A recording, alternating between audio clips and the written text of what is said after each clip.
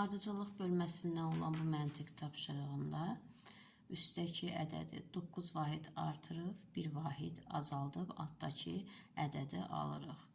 63-ün üzərinə 9 gələriksə 72, 1 çıxarıqsa 71, 96-nın üstünə 9 gələriksə 105, 1 çıxsaq 104 alınır. Və bu ardıcıllıqla variantlara baxırıq. 77-nin üzərinə 9 gəlsək 86 edir və nəticə deyil. 55-in üstünə 6 gəlsək 64, 9 gəlsək 64 edir, 1 çıxsaq 77 etmir. 8-in üzərinə 9 gəlsək 17 edir və altdakı ədəd buna uyğun deyil.